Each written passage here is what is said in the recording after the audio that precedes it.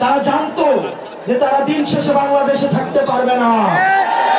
তারা হয়তো ভারতে পালিয়ে যাবে, অথবা আমেরিকা পালাবে, অথবা লন্ডনে পালাবে। সেজন্য তারা আগে থেকেই তাদের ব্যবস্থা করে নিয়েছিল। তারা তাদের সেকেন্ড হোম বানিয়েছে, তারা তাদের থার্ড হোম বানিয়েছে। কিন্তু আমরা যারা বাংলাদেশে থাকবো, আমাদেরকে বাংলাদেশকে নিয়েই ভাবতে হবে। দলকে বলবো, আজকে দেখলাম ফেনীতে একজন বলছেন, শ্রদ্ধা জানিয়ে বলছি, বাংলাদেশ কারু পাবেন না। আমরা বাংলাদেশকে কাউকে যারা দেই নাই। বাংলাদেশটা হচ্ছে জনতার। বাংলাদেশের প্রত্যেকটা মানুষ এই 56,000 বর্গ মাইলে সবাই ন্যায্য হিস্সা নিয়ে থাকবে। রাজার ছেলে রাজা হবে, প্রজার ছেলে প্রজা হবে, এই নিয়ম বাংলাদেশে থাকবে না। ওদের স্বপ্ন পূরণে পাশে থাকতে পেরে আমরা গর্বিত।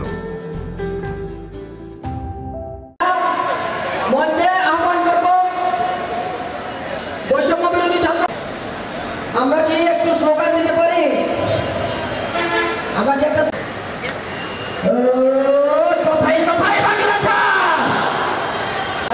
যারা নিয়োজিত আছে তাদের দৃষ্টি আকর্ষণ করছি, আপনারা ত্যাগ করার জন্য সম্মেলনে অনুরোধ করছি।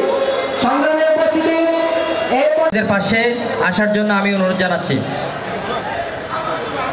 নাগরিক পার্টি চট্টগ্রাম জেলা থেকে আন্তরিক ধন্যবাদ এবং মোবারকবাদ জানাচ্ছি।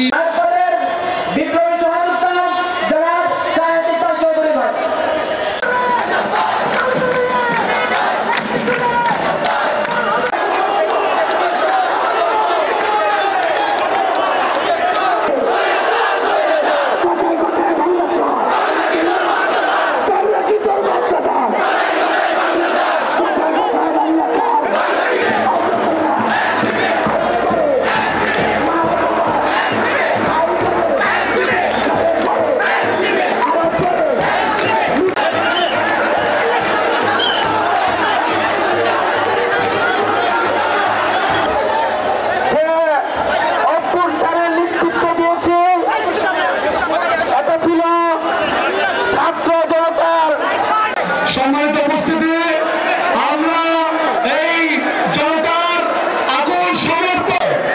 এই বাংলাদেশে এখন পর্যন্ত 25 থেকে 30 লক্ষ বেকার তারা চাকরি আছে, বেকার যুবকরা প্রাণ দিয়েছে।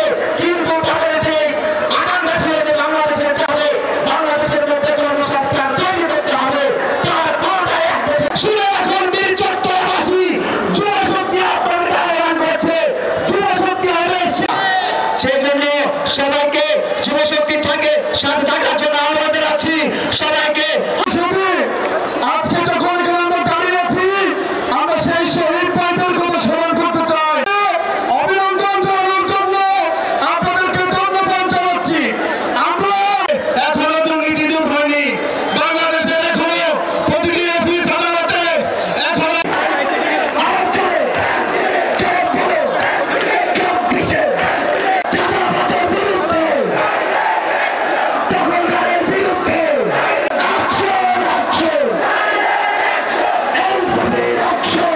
রাজস্বী হিসেবে সংগ্রাম